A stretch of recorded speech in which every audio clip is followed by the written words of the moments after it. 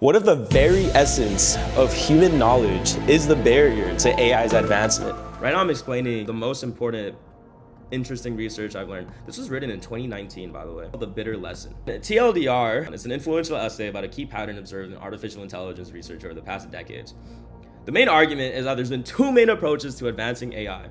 One is the human knowledge approach. So researchers to basically try to build these AI systems by programming in human expertise and attempting to teach the model to think and problem solve the way humans would problem solve.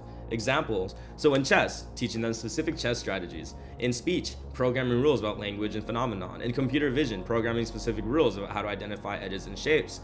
However, the second approach, in this case the most successful approach, is just the computational scale approach. So rather than trying to program in human knowledge, the approach relies on simple but general methods like search and learning algorithms, in our case with DeepSeek, reinforcement learning, in which it could take advantage of increasing computational power.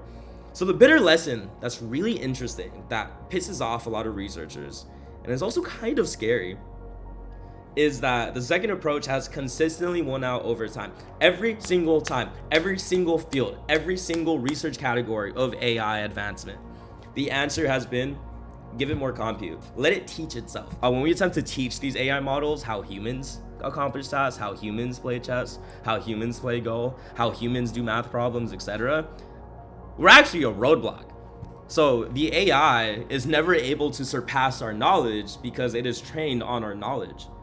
The second approach, when the AI is given the ability to teach itself through trial and error and reinforcement learning over time, when it taught itself how to play chess, when it taught itself how to play Go, when it taught itself vision, when it taught itself math problems, etc., which we're seeing with DeepSeek and O1, it was able to surpass human knowledge every single fucking time.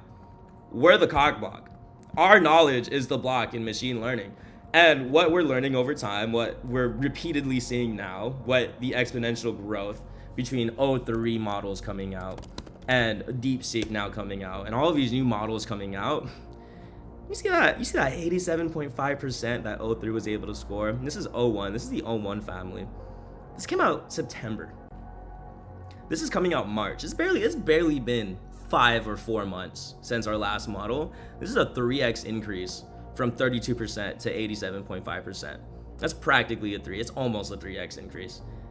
And what was the answer to that? Just scale it up. What was the answer to that? Just throw more compute at that. How do we go from 32% to 87.5%? Let the model teach itself and throw more compute at it so it can teach itself more.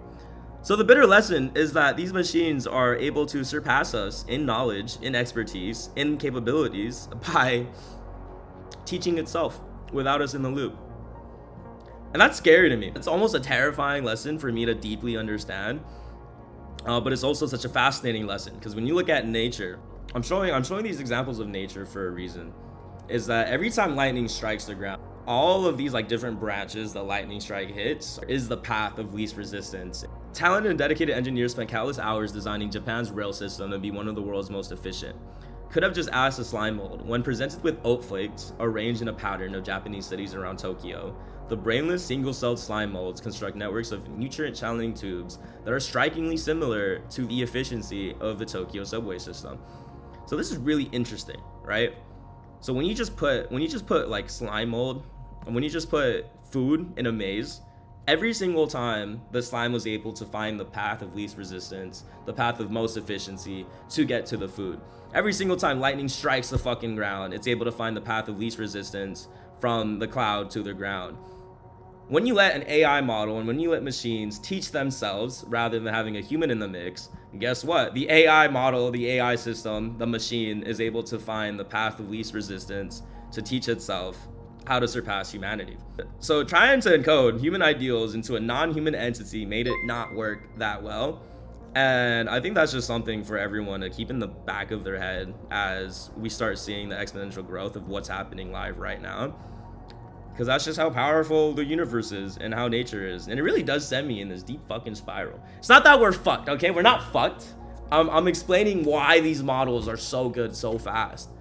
And it's because we're kind of just letting nature do its thing. And regardless of what people say, like, oh, it's artificial, AI is the purest form of nature that exists, bro.